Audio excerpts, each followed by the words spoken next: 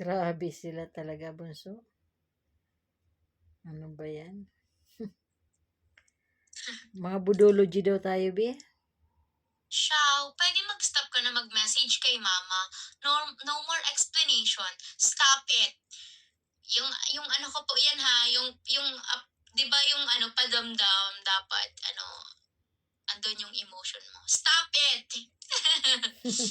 Kung may delikadesa ka, thanks a lot. Kasi sinend ko yung mga conversation namin, yung mga message ni tita, mga video call. Hindi Bastos pala talaga. message si tita. More on call siya. Kaya nga, be, more on Tapos call sabi siya. ko, hello ma'am. Huwag ka po magsalita ng mga bagay na hindi mo naman alam. And if regarding naman po sa padala, wala po siya pinapadala sa akin and never din ako nang hingi. Tapos, stop.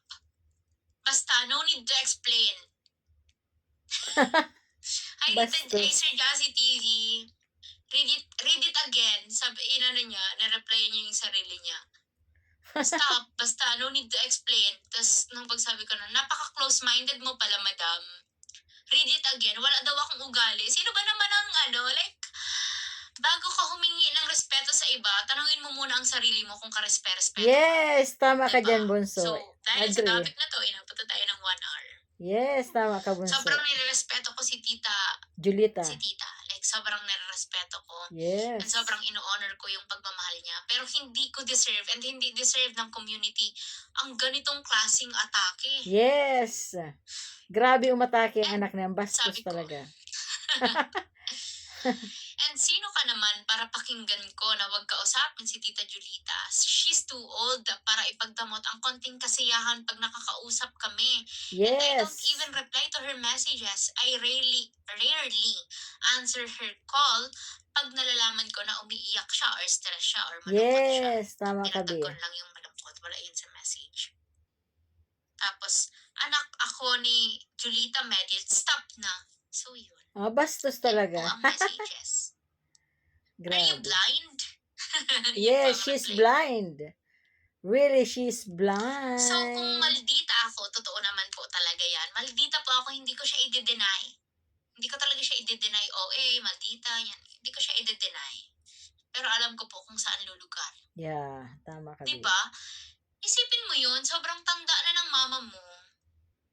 Tapos, pagkakait mo pa sa kanya, yung kaunting kaligayahan niya, like, we never know, diba? Kung bukas ba, kung hanggang kailan pa ba, diba? Kaya ako sobrang minamahal ko ang magulang ko, ang pamilya ko, actually. Kasi yun yung kinakatakot ko.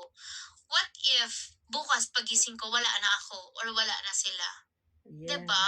Ano yung maiiwang alaala ko sa kanila, or nila sa akin? Diba? Sakit? Ganon, gugustuhin ko ba na masasaktan pa ang magulang ko sa ganong edad? Diba? Tama. Na dapat relax lang, na dapat sinusupport lang kung saan sila masaya. Yes, tama ka, bunso. Diba? Like, yeah, nagigets ko naman. Weird nga naman talaga na nagiging, kung kailan tumatanda ang magulang natin, tsaka pa sila may nagkakaroon ng ina-idolize, diba? Pero kung dun sila masaya, and kung wala namang Suportahan. ginagawang masama, diba? Bakit kailangang ganunin, diba? Grabe. Hindi ko kayang gawin yan. Hindi ko kayang gawin yan sa magulang ko. Tinawag niya nga binggura. Hindi ko yan kayang gawin. Hindi ko alam kung saan ka humugot ng lakas ng loob para gawin yan sa magulang mo. Pero sana mag-isip-isip ka. Yes, tama ka dyan, bunso. Hi, we never know what tomorrow will bring. Hindi natin alam kung bukas andyan pa ba tayo or kung bukas pagising natin andyan pa ba yung mga taong sinasabing mahal natin. Yes. Naparamdam ba talaga natin sa kanila yung pagmamahal natin? Ano ba yung maiiwan sa alaala nila? I mean, ano bang maiiwan natin sa alaala nila?